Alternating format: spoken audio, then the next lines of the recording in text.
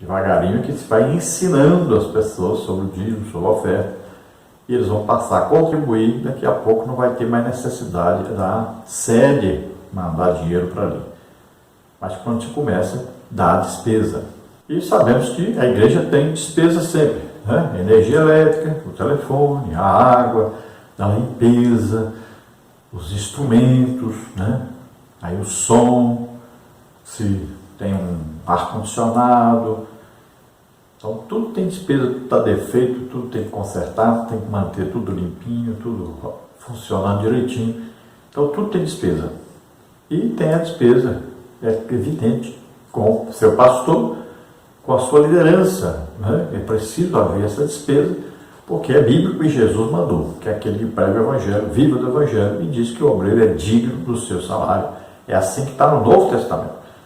E, é claro, o Antigo Testamento começou, né? Essa base para isso existe lá no Antigo Testamento, onde os levitas, né? Toda a família descendente de Levi, todos eles eram ajudados, sustentados pelos outros, das outras tribos, porque Deus escolheu os levitas para servir, para fazer o seu trabalho de oferecer o culto.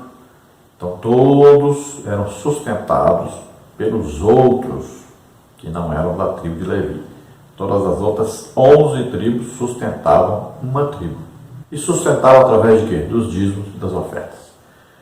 Vamos então, tópico 1. As fontes de recursos da igreja local. Subtópico 1, dízimos e ofertas. Subtópico 2, o cuidado com os recursos externos. Subtópico 3, outras fontes de recursos. Subtópico 1, então, dízimos e ofertas. A igreja local tem como fonte legítima de recursos os dízimos e as ofertas. Sem eles, muitos trabalhos ficariam inviabilizados. O fundamento para a legitimidade está no Antigo Testamento. Levíticos 27, 30 a 33, Malaquias 3, 10. No Novo Testamento, nós vamos em Mateus 23, 23, 2 Coríntios 8, 8 a 15. E ao longo da história da igreja. Não se trata, portanto, de uma prática que começou por imposição de uma pessoa, de um grupo ou de uma denominação, mas pela necessidade natural da obra do Senhor. Então a igreja é sustentada através aí dos dízimos, das ofertas.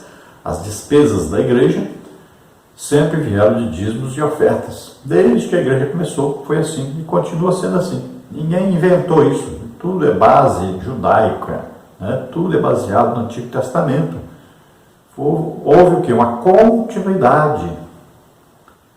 Então ninguém inventou isso. Assim como eram sustentados lá os líderes, né? E eram sustentados os levitas.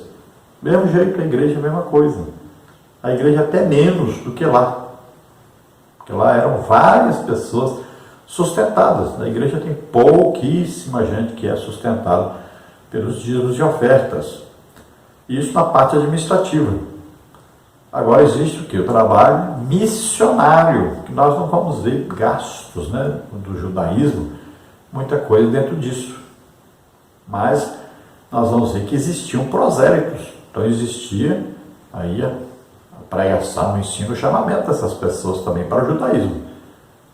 Mas nós não vamos ver tanto assim.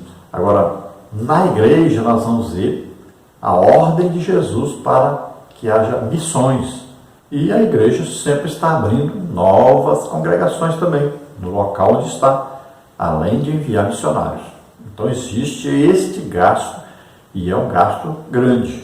Na Igreja Imperatriz, por exemplo, de onde eu venho, lá tem mais de 600 missionários. Imagine o dinheiro para sustentar tantos missionários.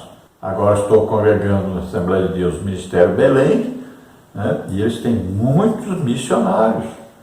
Aí tem clínicas de recuperação, missionários, muito gasto para a evangelização dessas pessoas e cumprindo, né, a ordem de Jesus. Precisamos fazer missões. Então, naturalmente, existe uma despesa muito grande com missionários. E Paulo, em 2 Coríntios 8, de 8 a 15, ele fala exatamente como no Antigo Testamento. Lá diz que aquele que dava com alegria e contribuía, né, com seus dízimos e ofertas, era abençoado, recebia bênçãos de Deus. E Paulo aqui diz também, em 2 Coríntios, que aquele que colabora com alegria, recebe bênçãos por isso. Então está bem claro o ensino, continuando o mesmo ensino que tinha no Antigo Testamento.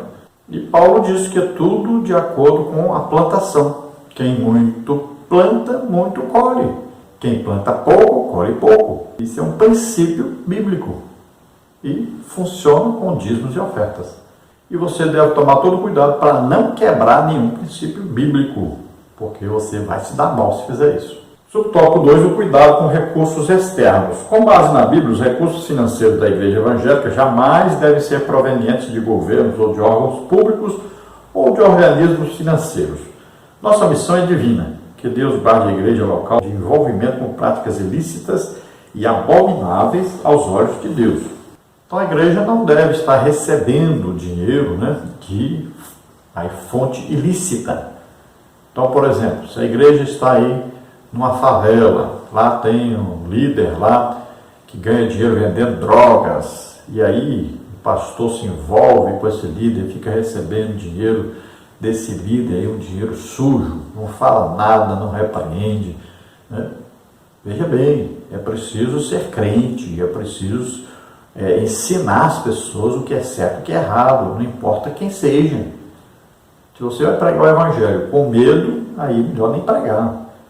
Então nós temos que ensinar as pessoas. Se você tem na sua igreja alguém que recebe dinheiro de prostituição, por exemplo, você está recebendo esse dinheiro e não fala para a pessoa que ela está errada, você está fazendo errado. Se você tem um empresário aí que ficou rico, fica rico, e não paga seus impostos, você deve ensiná-lo que ele deve pagar corretamente os seus impostos, deve viver honestamente. E tem muita gente assim, vivendo comprado por dinheiro, e não ensina as pessoas a verdade. Então tome cuidado com isso. Deus não se agrada disso. Então tome cuidado com eles, ensine para eles os princípios bíblicos de honestidade, de verdade, de integridade. Honestidade é importante. Então, ensine para eles a palavra de Deus legítima. Não fique com medo de perder o seu dízimo e sua oferta. Ensine a palavra de Deus corretamente. Tome muito cuidado para não se vender. Tem muita gente colocando empresário para ser vice-dirigente de igreja, vice-pastor, cargo na igreja, porque tem dinheiro. E você sabe que esse dinheiro não é lícito. Sabe de onde vem. Então, cuidado, pastor, para você não ser condenado por causa de mamon. Subtópico 3. Outras fontes de recursos.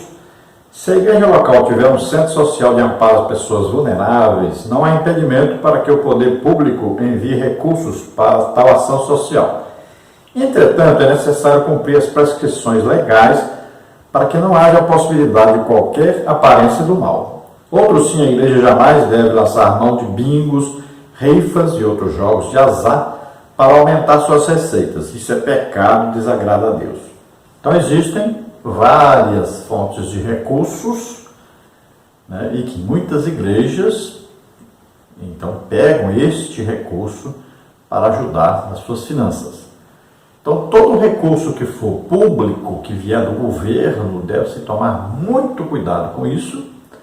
Todo o dinheiro que se arrecada de pessoas políticas, deve-se tomar muito cuidado com isso, deve ser muito transparente, tudo dentro da lei, tudo escrito, registrado, muito cuidado com isso, porque de repente a igreja pode ser pega num escândalo financeiro e recebendo aí dinheiro de propinas, Muito cuidado com isso, você pode estar participando, e nós vimos já igrejas aí grandes, famosas, que tiveram seus nomes lançados aí na mídia, por escândalos financeiros, recebendo dízimos, ofertas, ajudas de dinheiro ilícito.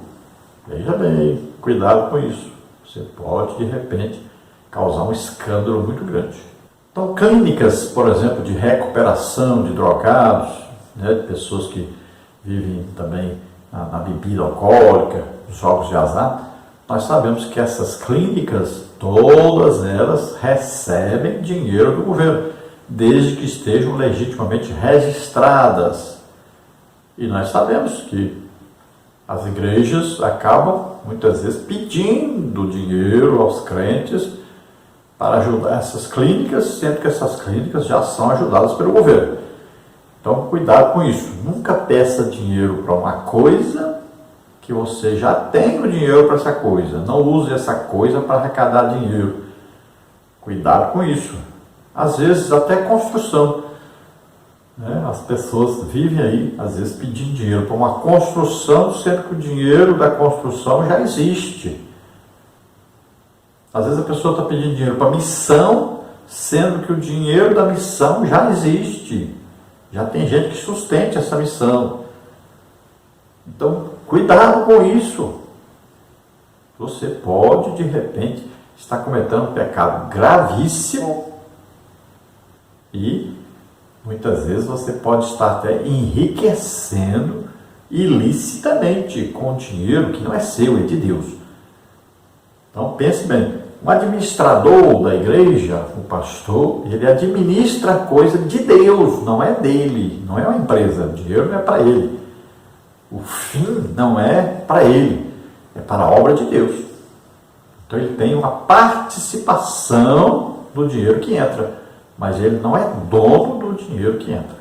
Muitas vezes a igreja entra num processo que parece um caos, aí começa a fazer rifas e jogos de azar e tudo, para poder arrecadar dinheiro.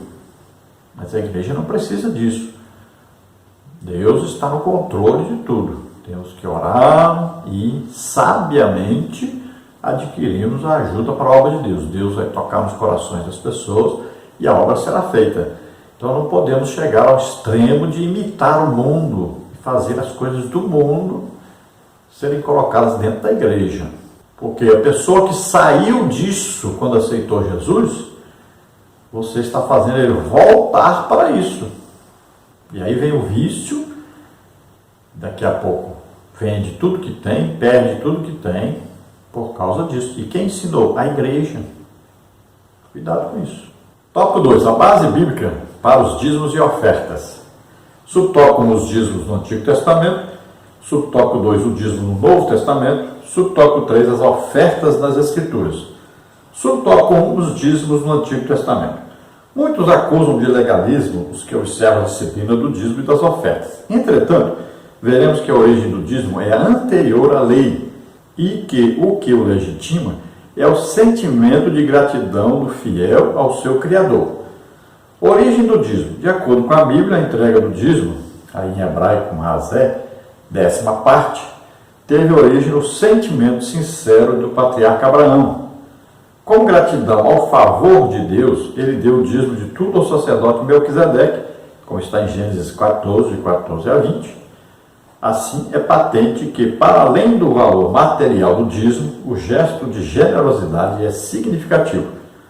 Quando o dízimo tornou-se lei, a gratidão, que é subjetiva, estava no espírito da lei. O povo de Israel devia ser grato ao Criador. Então veja que Deus se agradou do gesto de Abraão. Abraão deu o dízimo, a 10ª parte daquilo que ele arrecadou numa guerra. Veja bem, se ele pega e dá 10% daquilo ao representante de Deus, que ali era Melquisedeque, rei de Salém, sacerdote do Deus Altíssimo, veja bem, ele fez isso o quê? Pela fé, por um sentimento de gratidão, de reconhecimento que Deus é que o ajudou a vencer a guerra, Deus é que deu tudo aquilo que existia de despojos para ele. Então, ele, grato a Deus por isso, ele entrega 10%. Veja bem, para Melquisedeque. Ele precisava daquelas coisas? Não. Tanto é que deu para os reis e para aqueles que lutaram a guerra as coisas. Ele mesmo não ficou com nada. Então, veja só como Abraão era despreendido dessa parte financeira. A Bíblia diz que Abraão nunca construiu nenhuma casa para ele, porque ele vivia de olho na casa lá em cima, no céu. Ele nunca foi preso a esse materialismo. Então, veja bem, tudo ele reconhecia que Deus tinha dado a ele, que Deus estava no controle de tudo. Então, ele era um homem que vivia pela fé.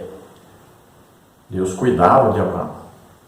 Abraão errou muitas vezes? Errou, mentiu, enganou, pecou, fez muita coisa errada? Fez. Mas era um homem de fé. E a fé agrada a Deus. E a Bíblia diz que Abraão é o pai da fé. Ou seja, é aquele que teve um tipo de fé que agradou a Deus. E ele é chamado amigo de Deus.